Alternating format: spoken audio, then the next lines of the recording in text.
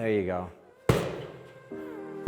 And see, yeah, and create this triangle. So boom, it goes in your eye, then it comes around and then breaks your collarbone. And I'm like, here.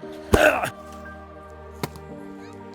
then this is right back across the eyes. He's trying to get away. I got you now. Yeah, so now where are you gonna go?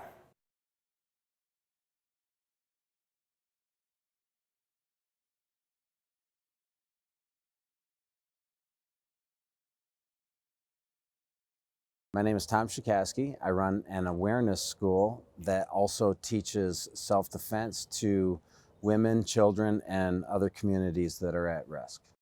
I played football in college and had brothers growing up, so I was always, roughhousing and whatnot. And when I moved here, a friend of mine introduced me to Aikido, the Japanese art of self-defense. It was the concept of a self-defense, but learning things that were incredibly useful and create a lot of trauma.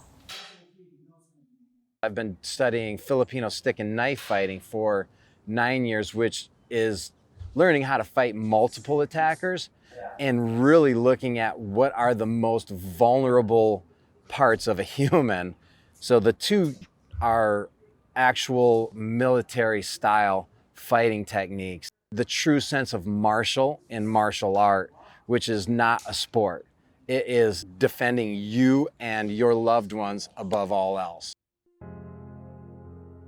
As a father, I started being much more aware of everything that was happening. I had decided I am not going to raise a daughter that's totally unaware. And so I started training her. I saw her responses. I started then taking more self-defense classes, and the responses I was getting was one that I was doing something valuable.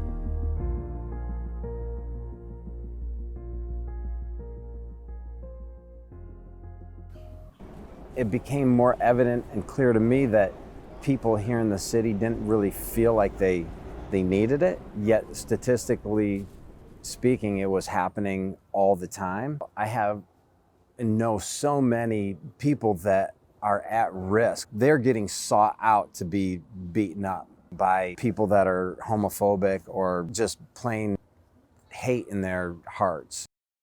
As a gay man, it's not easy for me to just walk down the streets without being looked at or harassed. A lot has to do with our current president igniting all this hatred against a lot of minorities, especially the LGBT community. I don't want to engage in any kind of violence. I just want to get out of there and continue with my life. Our students learn how to be comfortable with people actually having their hands on them and understanding, wow, they're losing their ability to use those hands right now where I have, A, B, C, and D that I can do. You don't have to be huge to defend yourself or to defend someone else.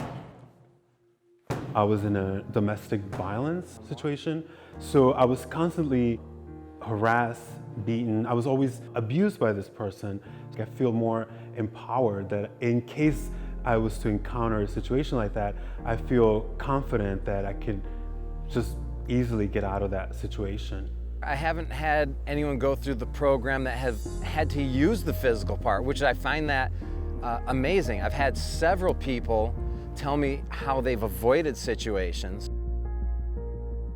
As Tom tries to teach me to be aware of things around me, I don't feel as vulnerable.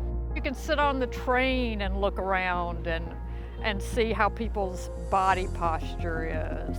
You can see somebody that's angry, you can see somebody that's stressed out, you can see somebody that's vulnerable. People have told me their level of awareness was able to allow them to use the evasion techniques to move away from dangerous areas.